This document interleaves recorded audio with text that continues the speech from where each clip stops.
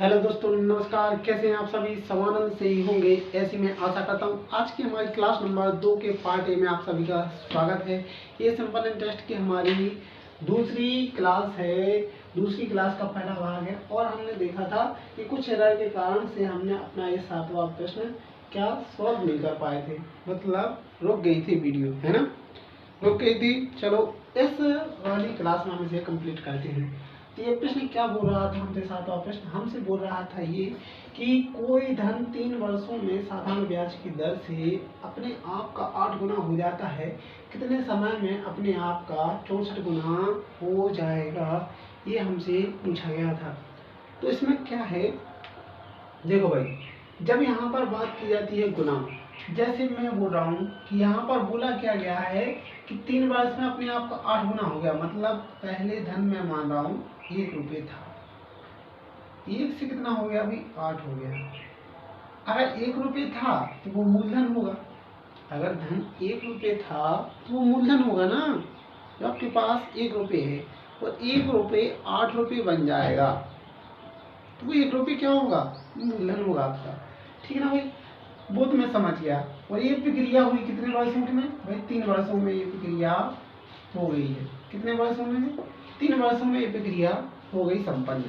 लेकिन एक बात आप ध्यान दीजिए, क्या कि हमें पता है कि जो 1 से 8 बना है वो 8 क्या है? 8 क्या है? वो 8 क्या है? वो 8 क्या है? 8 है मिश्रधन। क्या है भाई? मिश्रधन। अभी मिश्रधन कैसे है? क्योंकि यह ब्याज और मूलधन से मिलकर बना है। मतलब जब ये 3 वर्षों में अपने आप का 8 गुना हुआ तो उसमें क्या क्या होगा भाई? पी भी होगा और साथ ही साथ आई भी होगा, मतलब इंटरेस्ट भी होगा, साधारण ब्याज भी होगा। होगा कि नहीं होगा भाई? होगा कि नहीं होगा? ऑफकोर्स होगा। होगा कि नहीं होगा? लेकिन हमें पता है कि पी कितना है? 1 रुपये। तो 8 में से जब हम 1 घटा देंगे तो क्या बचेगा? क्या बचेगा? केवल और केवल बचेगा हमारा क्या? इंटरेस्ट, साधारण ब्याज बचेगा। वो साधारण ब्याज कितना है भाई? 7 रुपये या 7 यूनिट। कितना है भाई? 7 यूनिट। निकाल लिया ना। तो यहाँ पर हमें सीधी सीधी चीजें मिल गई हैं, मूलधन भी मिल गया है, इंटरेस्ट भी मिल गया है। लेकिन हमसे तो पूछा जा रहा है कुछ और। हमसे क्या पूछा जा रहा है कि यह धन अपने आप का 64 गुना या 64 यूनिट कब हो जाएगा? कब हो जाएगा भाई? तो यहाँ पर हमें देखना है कि 7 यूनिट हमारा हो रहा है कितने समय में? 3 वर्ष में। अब यहाँ पर थोड़ा ध्यान देने की आवश्यकता है। यहाँ पर बोला जा रहा है कितना भाई? 64 गुना। जब 64 गुने की बात की जाएगी तो उसमें मूलधन और साधारण ब्याज दोनों काउंट होंगे कि केवल साधारण ब्याज? दोनों काउंट होंगे। मतलब इसमें हमें इस वाली राशि में हमें P प्लस I दोनों देखने को मिलेंगे। और हमें पता है कि P कितना है भाई? 1 है, 1 यूनिट है। तो बाकी का 63 यूनिट कौन होगा भाई? बाकी का 63 यूनिट कौन होगा? इंटरेस्ट होगा। होगा कि नहीं होगा?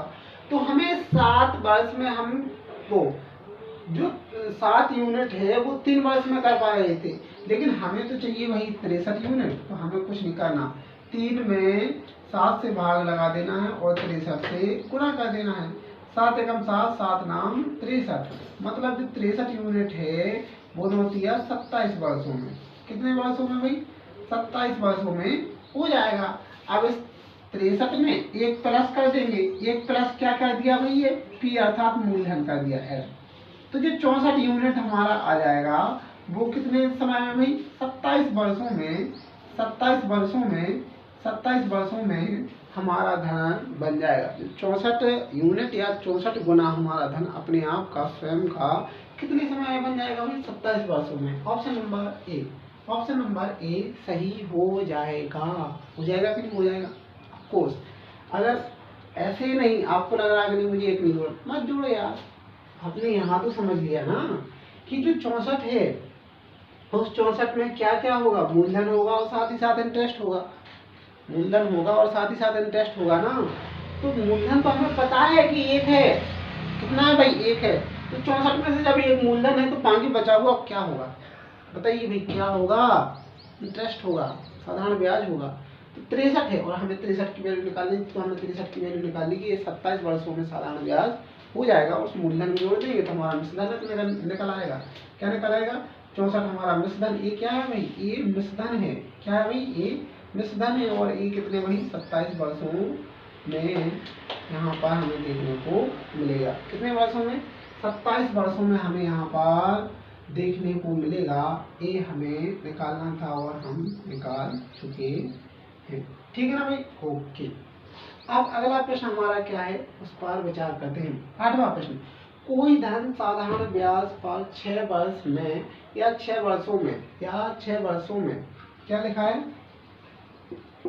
6 वर्षों में दोगुना हो जाता है, कितने समय में 10 गुना हो जाएगा? बस कुछ नहीं। क्या नहीं भाई? कुछ नहीं। क्या नहीं भाई? कुछ नहीं। क्यों कुछ नहीं? मेरे पास 1 रुपये है और 6 वर्षों में वो अपने आप का दोगुना हो जाता है, मतलब 2 हो जाता है। ये कितने समय की बात है भाई? 6 वर्षों की बात है। कितने समय की बात है भाई? 6 वर्षों की बात है।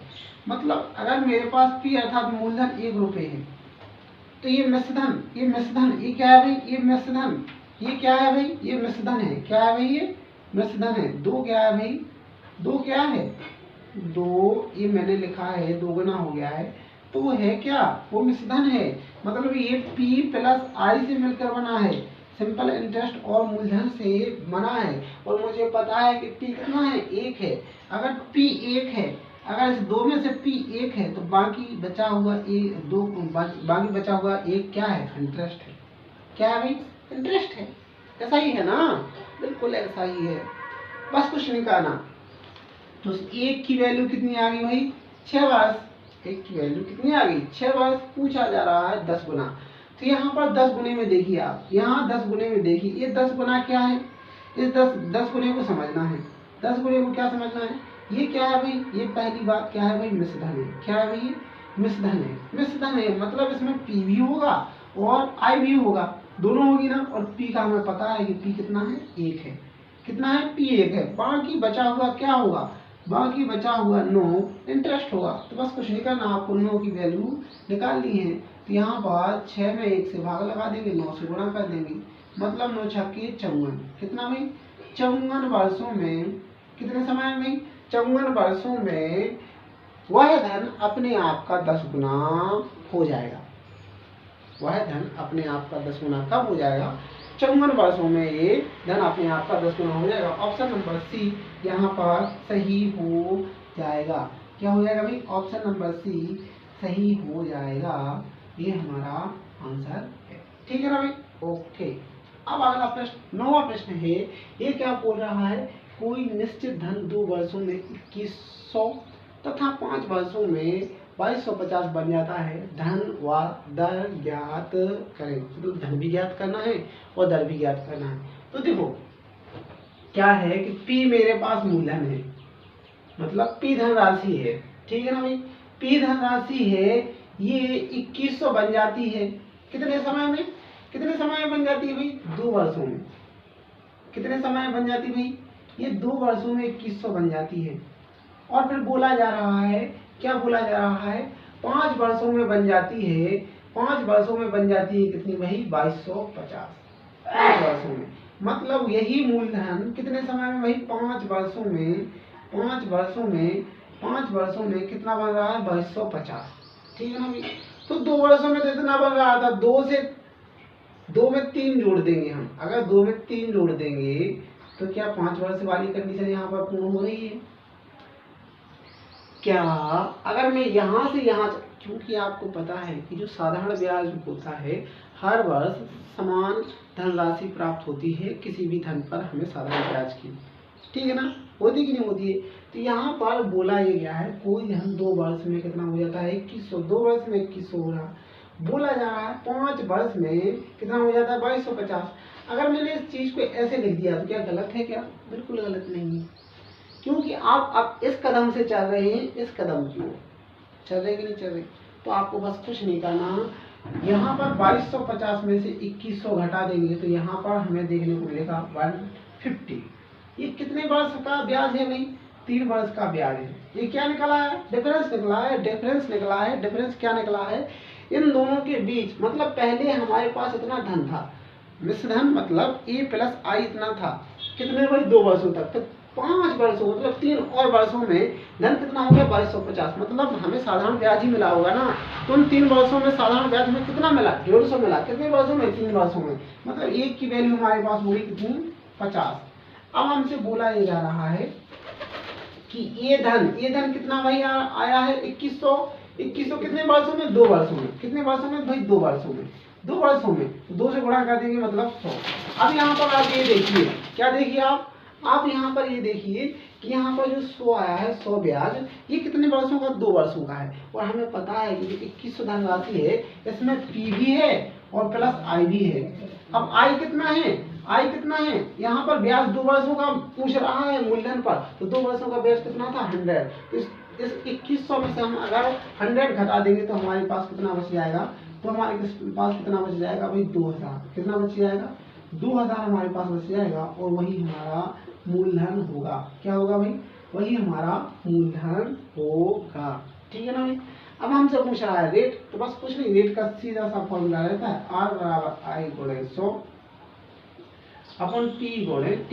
तो यहाँ पर I कितनी है भाई, एक वर्ष का ब्याज है हमारे पास 50 रुपये गुणे 100 अपॉन 2000 इंटू 1। ऐसा ही है ना भाई, ऐसा ही है ना, बिल्कुल।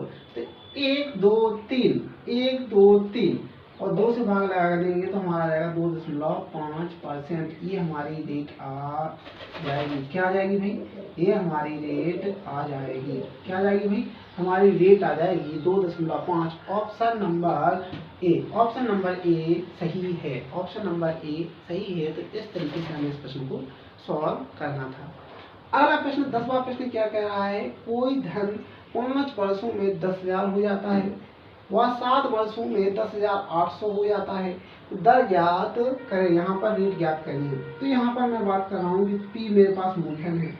फिर बोला जा रहा है 5 वर्षों में कितना हो जाता है भाई 10,000। अच्छी बात है, कितना हो रहा है अभी 10,000 हो रहा है। और बोला जा रहा है 7 वर्षों में कितना हो जा रहा है 10,800 हो जा रहा है। मतलब यहाँ पर मेरा मूलधन है, मूलधन कितने वर्षों में भाई 5 वर्षों में। कितने वर्षों में भाई 5 वर्षों में, 5 वर्षों में 10,000 हो रहा है। और यहाँ पर 7 वर्षों में कितना हो रहा है भाई, 7 वर्षों में कितना हो रहा है, 7 वर्षों में हो रहा है 10,800। कितना हो रहा है 10,800।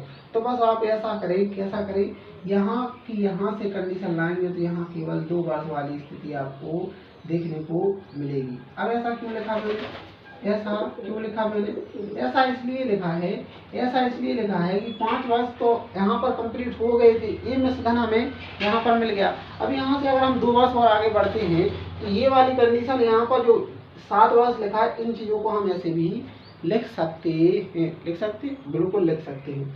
तो बस कुछ नहीं करना, इस वाली जो मिश्रण राशि है इस वाली राशि से आप क्या कर देंगे, घटा देंगे। तो यहाँ पर आपको 2 वर्षों का ब्याज देखने को मिलेगा 800 रुपये। ठीक है ना भाई, 1 वर्ष का ब्याज आपको मिल जाएगा 400 रुपये। ठीक है भाई, लेकिन हमें 5 वर्ष का चाहिए। 5 वर्ष का कितना हो जाएगा ब्याज, 5 वर्ष का हो जाएगा 5 चौको 20। कितना हो जाएगा 5 चौको 20, मतलब 2000 रुपये आपके पास ब्याज हो जाएगा। ठीक है ना भाई। तो ये चीज जो यहाँ पर लिखी है, वो क्या है, पी, क्या है, पी प्लस आई है। मतलब मूलधन प्लस विषधन है, मूलधन प्लस इंटरेस्ट है। इंटरेस्ट हमारा 2000 है, तो धनराशि यहाँ पर टोटल लिखी है कितनी 10,000। मतलब मूलधन कितना होगा फिर 10,000 में से हमने 2000 घटाया, मतलब तो 8,000 वो धनराशि थी, 8,000 वो धनराशि थी जो 5 वर्ष में कितनी हो रही थी भाई, 5 वर्ष में 10,000 हो रही थी। मतलब हमें कुछ नहीं करना, हमें क्या नहीं करना भाई, कुछ नहीं करना। अब हमसे रेट पूछा है, तो रेट का फॉर्मूला क्या होता है, R बराबर I गुणे 100 अपॉन P गुणे T। तो I कितना था, 1 वर्ष का ब्याज है भाई 400 और इंटू 100 अपॉन 8,000 इंटू 1। बस 3 जीरो से 3 जीरो, 1 2 3 1 2 3, 8 एकम 8, 8 पंचे 40। R की वैल्यू आ गई 5%। R की वैल्यू आ गई 5%, हमारी R की वैल्यू आ गई है 5%। R की वैल्यू आ गई है। ऑप्शन नंबर सी यहाँ पर सही हो जाएगा। क्या हो जाएगा भाई, ऑप्शन नंबर सी सही हो जाएगा। इस तरीके से हमें इन प्रश्नों को सॉल्व करना था। भाई किस तरीके से, इस तरीके से इन प्रश्नों को हमें सॉल्व करना था जिससे हम अपना समय बचा सकते हैं। ठीक है ना भाई। तो इस क्लास में हम इन प्रश्नों को जाना है। अगली क्लास में हम देखेंगे और नए प्रश्न जानेंगे कि उनमें हमें और क्या नया सीखने को मिलता है। तो आज के लिए इतना ही। धन्यवाद। जय श्री राधे कृष्ण। फिर मिलते हैं हम कल।